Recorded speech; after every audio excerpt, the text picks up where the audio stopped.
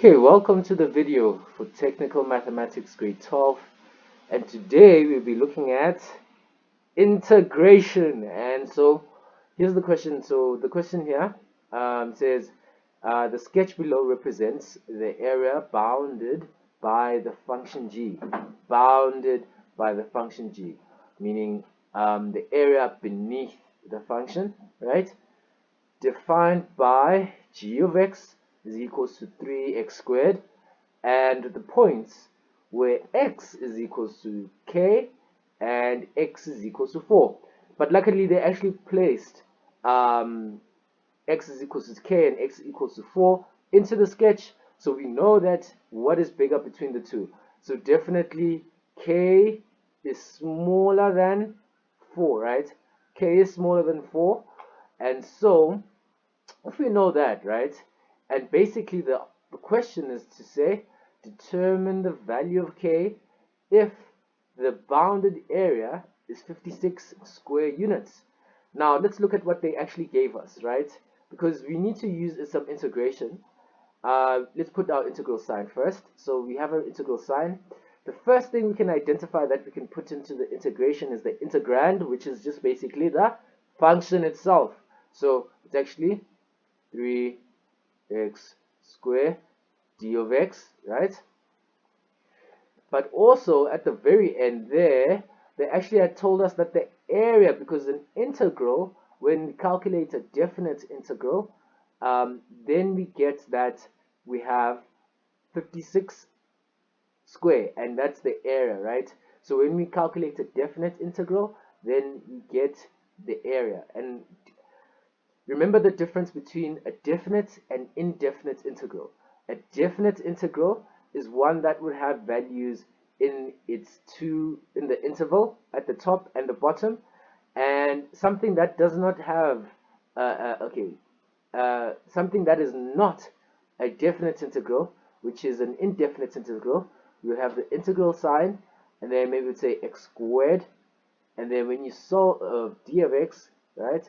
And when you solve this, this would be what?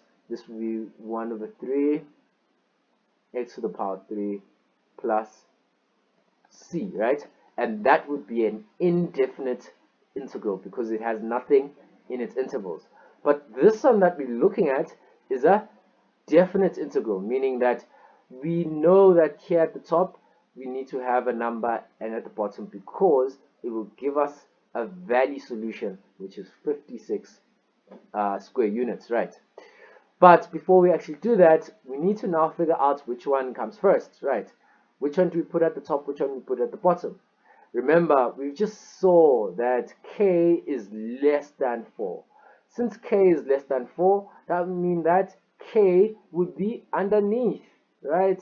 And 4 would be at the top of the integral sign, right? And so we have 4 and k, and then you have everything that you need. So now if you integrate 3x squared, then it would be x to the power 3, right?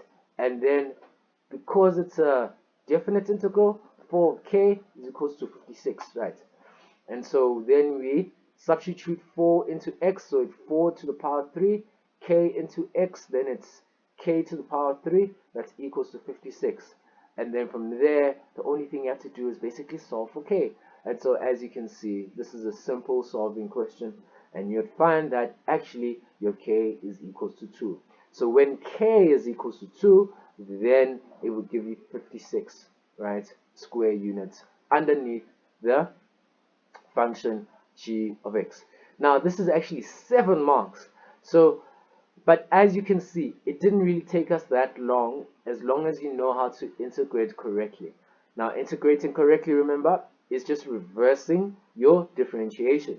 So because, let's say for instance, you said d of x, right, and you and you basically differentiated x to the power 7, right? X to the power 7, if we differentiate that, that means we take the 7, we put it down first, and then we subtract 1 at the top, so then it becomes 6, 7, x to the power 6. But then, for instance, if you had x to the power 7, then we try to differentiate it, integrate it, then when we try to integrate this, then it means that the number below, it should be 1 plus the number at the top, so it would be 1 over 8, right?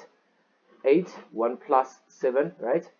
So then 8 over x over 8, because when we differentiate this, this will go ahead and this will cancel each other out, and then subtract 1, and then that will be x to the power 7, right, plus c. Okay, so basically that's it, and I hope that this has been helpful, and I'll see you next time.